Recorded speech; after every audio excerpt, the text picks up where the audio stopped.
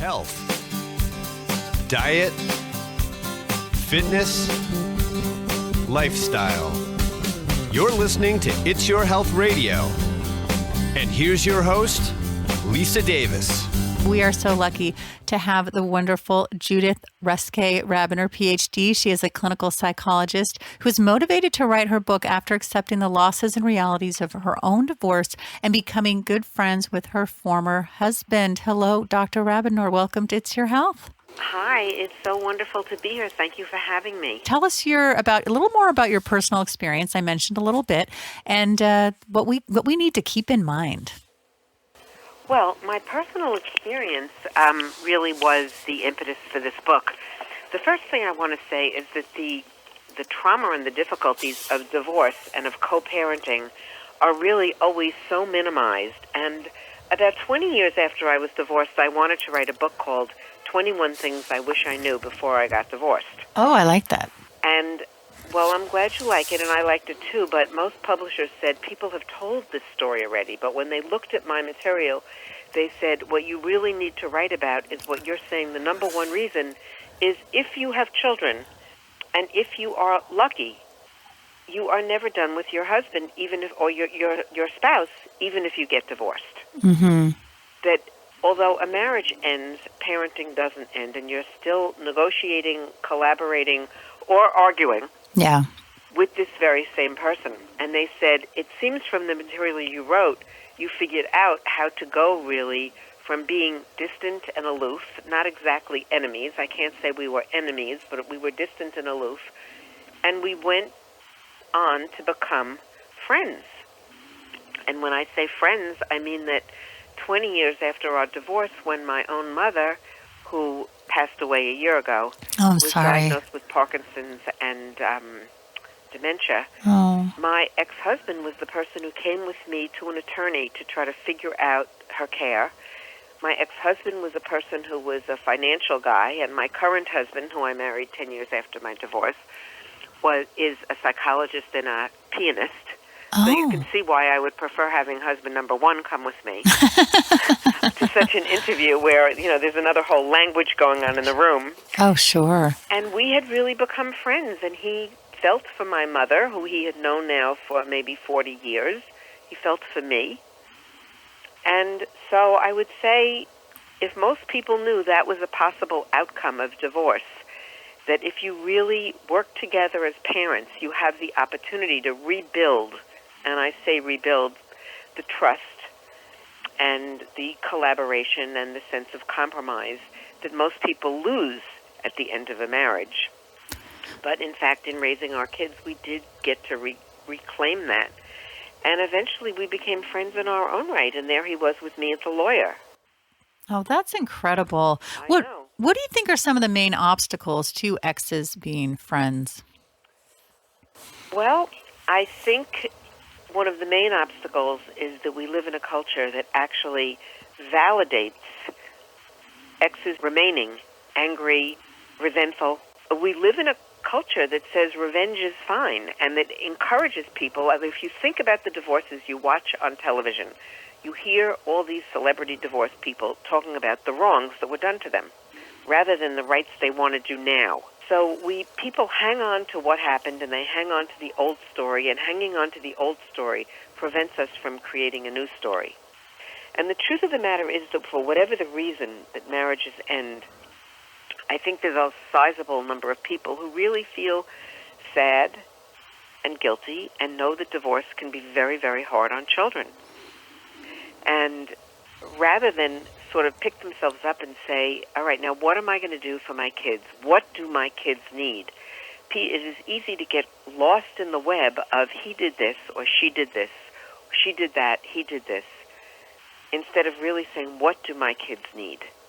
And if one can keep that in the front of their mind, you don't have to be a rocket scientist to know that kids benefit when they have two parents who can get along and keep the peace, who can get along and collaborate and cooperate together. Yeah, I love that. I think you have to keep the kids in mind. I also think it depends on why the marriage ended. I'm assuming if there's some sort of cheating involved or something, that the anger is even deeper. And it is. I mean, two of the big factors in preventing exes from getting along are, one, when the financial settlement feels to one or other of the spouses really inequitable. Mm-hmm. And this is also common because when I got divorced, a friend who was a lawyer said to me, you know, that in a good divorce, both husband and wife think that the other guy got a better deal.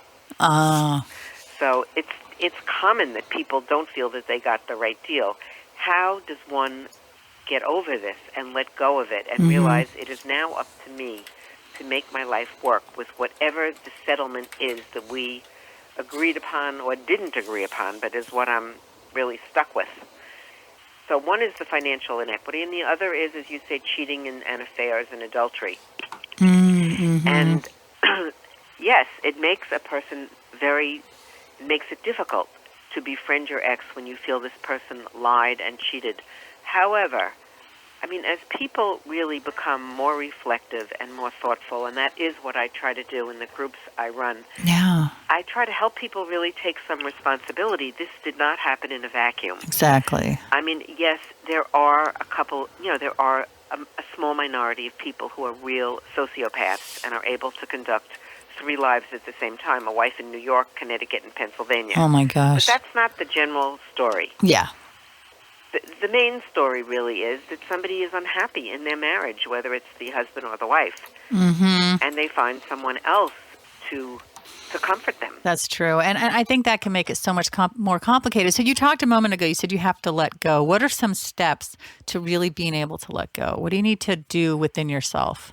Well, I think one of the things that is really necessary is that people need to grieve. That people need to realize, even if you are and anyone in our listening audience, even if you are the initiator of the divorce, there is still going to be grief because there's loss that comes with a divorce. There's loss of a dream. There's loss of a family. There's loss of all the hopes you had. Yeah.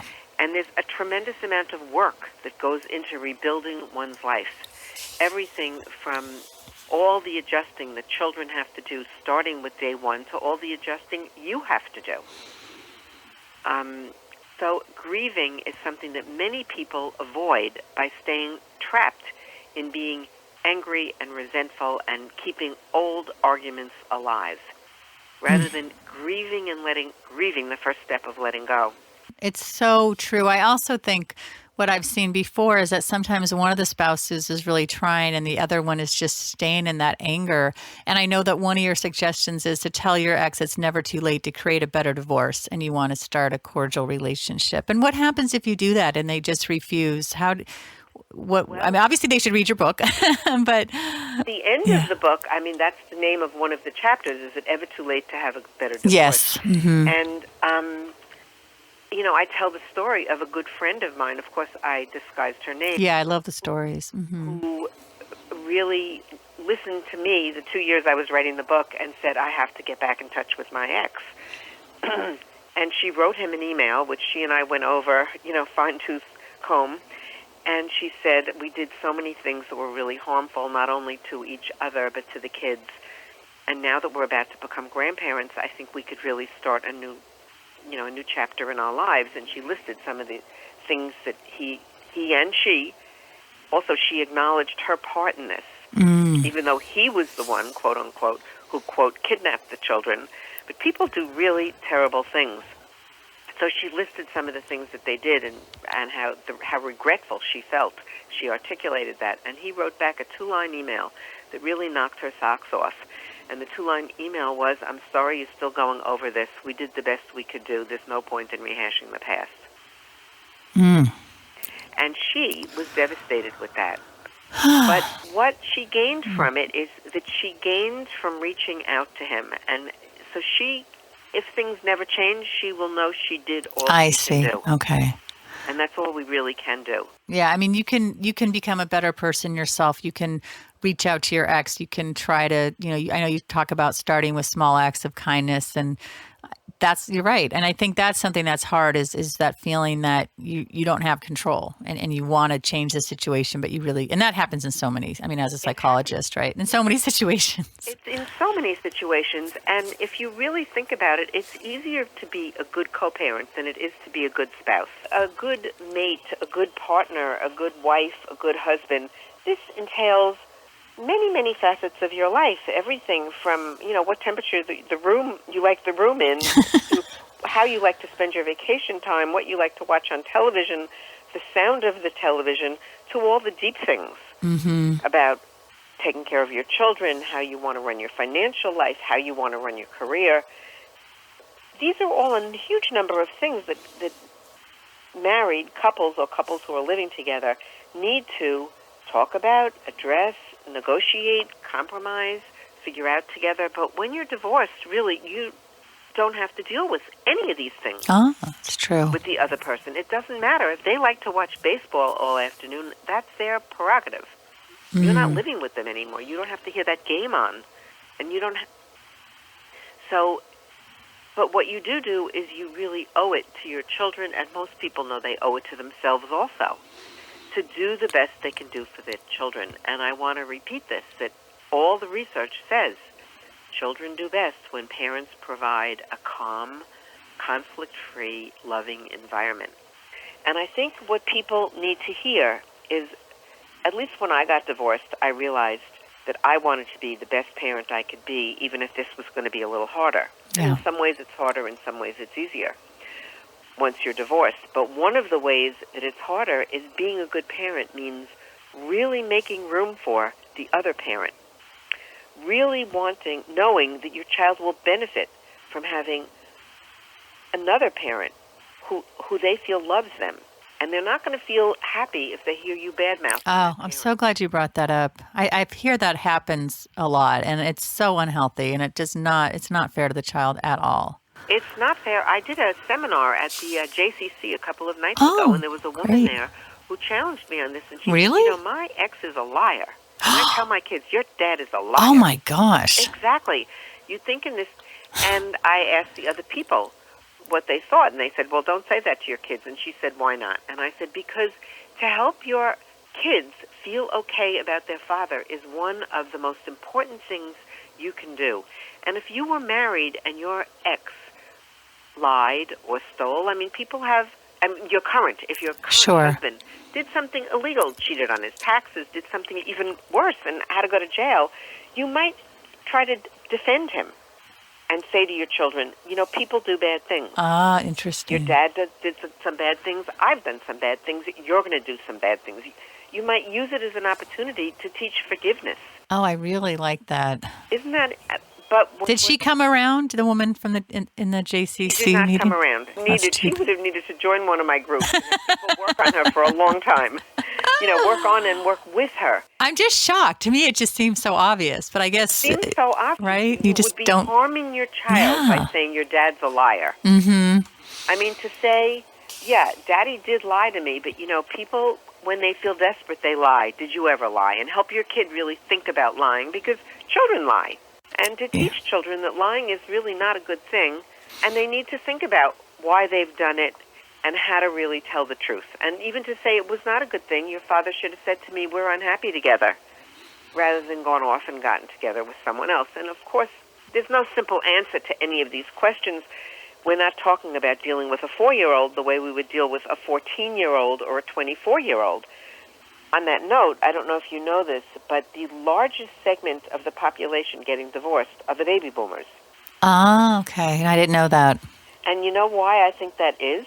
Because our life expectancy has changed. And people who are now, 55, 60, 65, they're not thinking they're at the end of their life. They think they're starting a new chapter. That's true. The second act. And many of them feel that they did stay together because of the children, and that now they've grown apart, and this isn't working anymore. And I don't know how much time we have left, but I want to make this point. Sure. That the very fact that divorce is so common. If we think about Judith Ruskay and Gail Sheehy and people who write about, the sociology of modern life, divorce is almost a predictable stage of life. If 50% of people get divorced, and the statistic is actually not accurate because the very fact that marriage is down means that there are tons of people who get together, have children, never marry. Oh, okay. So they're never legally married, and then when they break up, they don't get registered as a divorce. I'm married now, but my old boyfriend, we were together 7 years, and we're still really good friends. And even though we were never married, I feel like we were. It kind of feels that way. But it wasn't registered. I'd never thought about that. Think of that. And I have a patient who recently broke up with a guy she'd been with for 20 years, and she wondered why she would feel so sad. And I said, because you got divorced. You were never legally married. But everything that applies to people when they get divorced, your whole life has changed. It's true. What do you think about just people I always feel like people rush into it, or they're too young, or I just wonder why the divorce rate is so high. If they didn't talk about values ahead of time or what they want out of life. What have you seen? Why is the divorce rate so high? That is a great question. I mean, I don't know the answer to that, but I'll tell you some theories that I've read, that people have enormous expectations of their spouses today. 2 or 3 generations ago, families and extended families were very close. And I think about the way, like, my grandmother grew up, like in an apartment building with other relatives living in the building. Yeah, that'd be nice. And if she didn't get what she needed from her husband, maybe she'd get it from her sister, maybe she'd get it from one of her children. People had more children, so they had more involvement. But we're living in a very different world with very small families and very split up families. And it's put a tremendous burden on marriage. So I think that's one reason, that the resources people have are fewer. The second is, I think that many people didn't get divorced 2 generations ago because women had no financial independence. Interesting. And I certainly think that the financial independence that women have is partially responsible for the fact that there were more divorces. As I mentioned before, in the baby boomer generation, it is women who want a more independent life, who have a more independent life.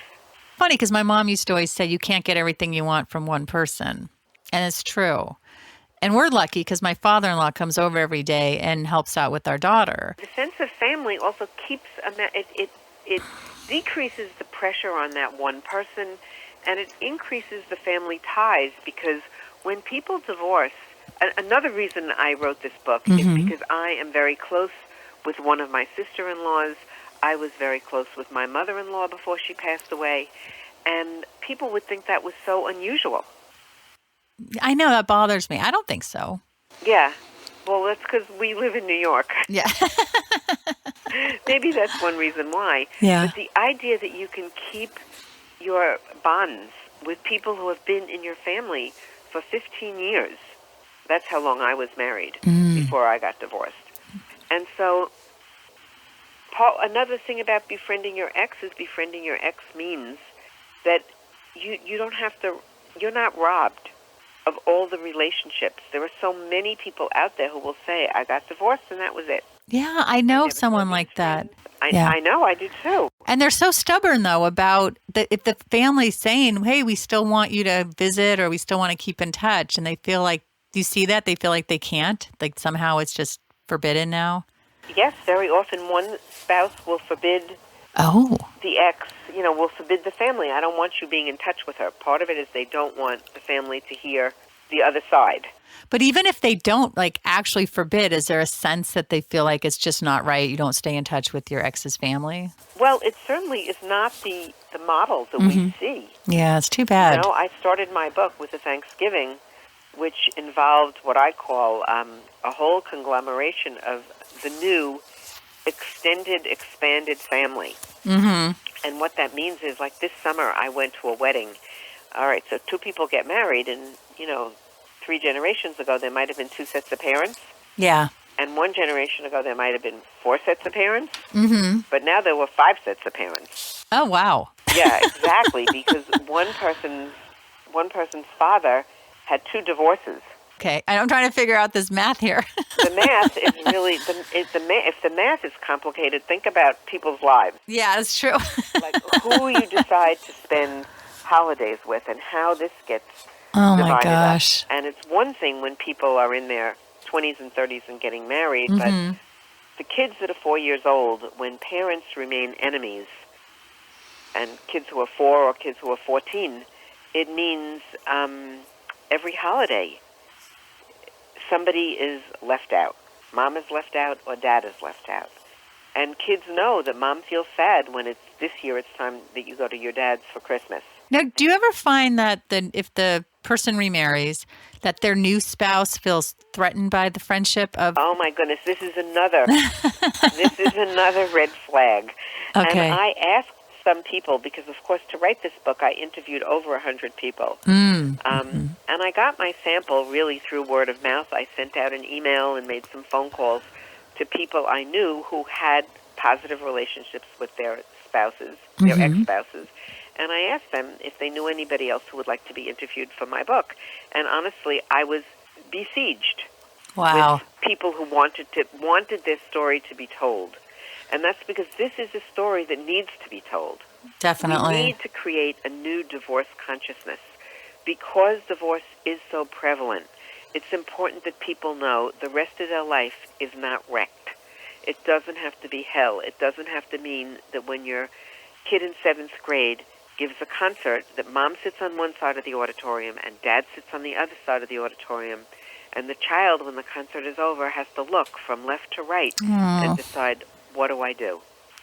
If I go with her, my dad feels sad. If I go with my dad, my mom will feel hurt. So much pressure. So much pressure on children. And again, I want to really make my point, which was that my ex-husband and I, my own motivation was I wanted to do what was right for my kids. Yeah. And in doing what was right for my kids, I found that I began to trust my ex-husband again. We actually began to have a good time sitting at the concerts and at the basketball games and at the swim meets. Oh, that good. We could just sit there. We didn't have to be best friends. We could both read the newspaper.